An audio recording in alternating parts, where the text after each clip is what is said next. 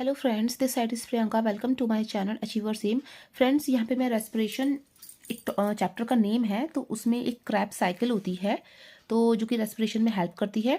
तो मैं इस चीज़ के बारे में डिस्कस करती हूँ। तो आई होप ये आपको पसंद आएगा और आने वाले एग्जाम्स में ये पूछे जाते हैं और पूरी पूरी संभावना होती है इनसे रिलेटेड क्वेश्चंस जो हैं वो आते हैं।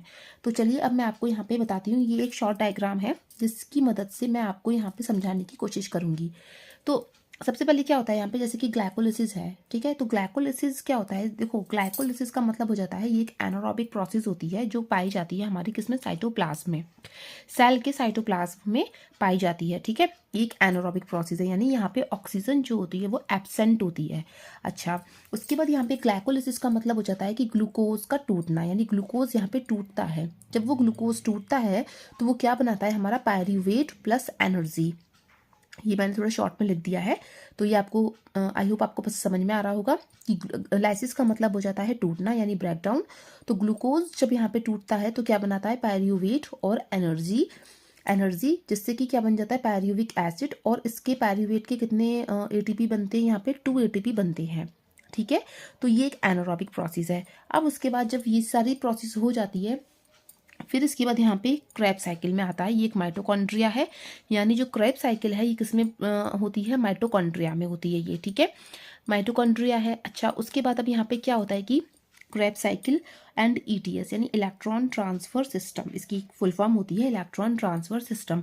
अब यहाँ पे एक केमिकल एनर्जी काम करती है, यानी जिससे यहाँ पे ऑक्सीजन यानी जो ईटीएस है ये ऑक्सीजन यहाँ पे यूज़ करती है। ईटीएस में क्या होता है, ऑक्सीजन यूज़ करेगा, और जब ऑक्सीजन यूज़ करेगा और यहाँ पे क्या होता है, ये वाटर, ये यहाँ से वाटर देता है, ठीक है। यहाँ पे ऑक्सीजन यूज़ होती है, यहाँ से वाटर जो है H2O यहाँ से H2O देता है ये, ठीक है।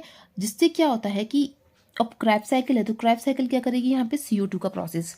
तो क्रैब साइकिल यहाँ पे CO2 का प्रोसेस करती है, हमें ऑक्सीजन यहाँ पे ईटीएस में मिल रही है और ये वाटर को दे रहा है, ठीक है।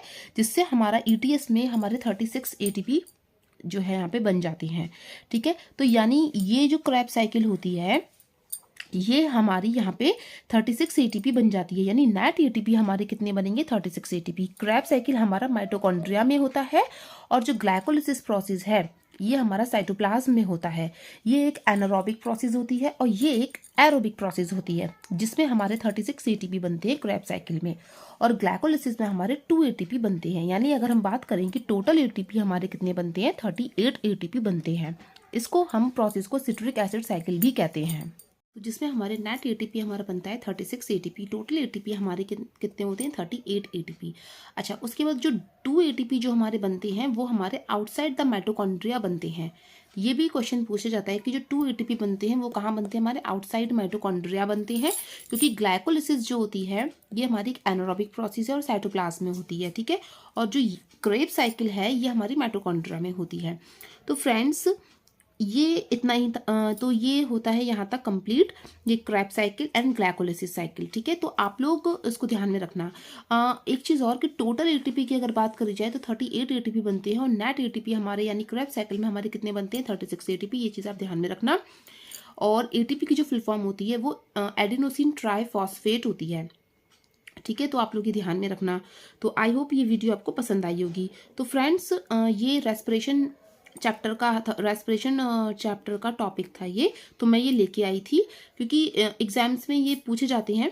और अभी मैं इस समय क्लास 7th स्टार्ट कर रही हूँ, मतलब स्टार्ट कर चुकी हूँ, जिसमें मैं एडेप्टेशन वाला टॉपिक मैंने स्टार्ट किया हुआ है और एक तरीके से वो नोट्स तैयार हो रहे हैं। तो मैं अब तक चैप्टर 1 से लेकर 6 तक मैं जो भी मैंने नोट्स बनाए हैं, तो अगर आप लोग अपने कंप्लीट कर रहे हैं या चाह रहे हैं कि हमारे नोट्स कहाँ से मिले, तो आप लोग प्लीज़ इनको ज़रूर पढ़ना, क्योंकि एक तरीके से पूरी एनसीईआरटी मैंने उसमें रखी है और ये मैंने यहाँ तक आपको समझाया है। तो आई होप अब ये वीडियो आपको पसंद आएगी।